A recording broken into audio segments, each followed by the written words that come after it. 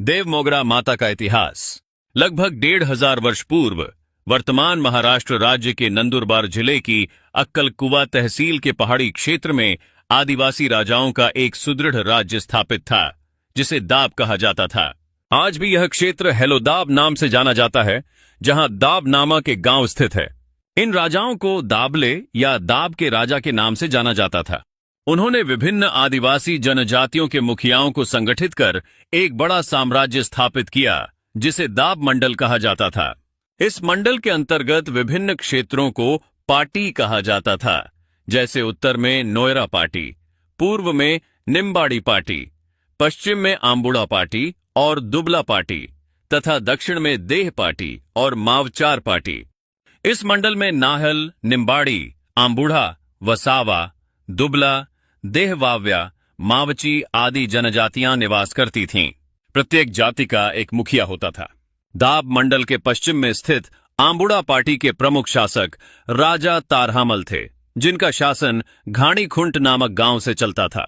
इस क्षेत्र को घाणीखुंट का राज्य कहा जाता था। उनकी रानी का नाम उमरावाणु था और उनके पुत्र का नाम राजा पांठा था। वह शस्त्र विद्या में निपुण, बलवान एवं प्रजाहितैषी शासक थे। उनकी माता तंत्र मंत्र की विदुषी थीं, जिन्होंने उन्हें आत्मरक्षा हेतु विविध विद्याएं सिखाईं। राजा पांठा की 9 रानियां थीं। पटरानी देवरूपन राजा कुठारिया की पुत्री थीं। उनकी दूसरी पटरानी याहामोगी थीं, जो दाब के राजा बाहागोरिया और रानी देवगोंदर की मानसपुत्री थीं। बाहागोरिया और देवगोंदर के एक पुत्र भी थे, जिन्हें विना देव, विना ठाकुर या गांडा ठाकुर के नाम से जाना जाता था। राजा पांठा और विना ठाकुर घनिष्ठ मित्र और बहनोई थे। इन्हें बेनीहेजाहा या जांगजोड़ बेनीहेजाहा कहा जाता था। दोनों अत्यंत योग्य और निष्ठावान थे। दाब के राजा ने संपूर्ण दाब मंडल की देखरेख की जिम्मेदारी इन्हीं को सौंपी थी। यद्यपि वे स्वयं राजा नहीं बने, किंतु उन्होंने आजीवन अपने कर्तव्यों का ईमानदारी से पालन किया।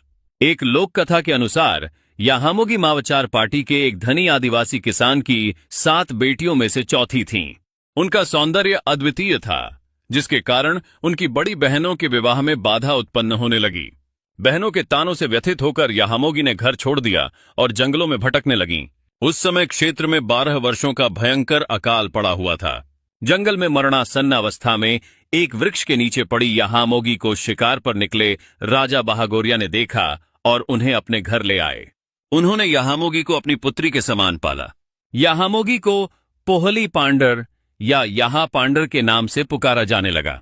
युवावस्था में राजा पांठा ने याहामोगी से विवाह का प्रस्ताव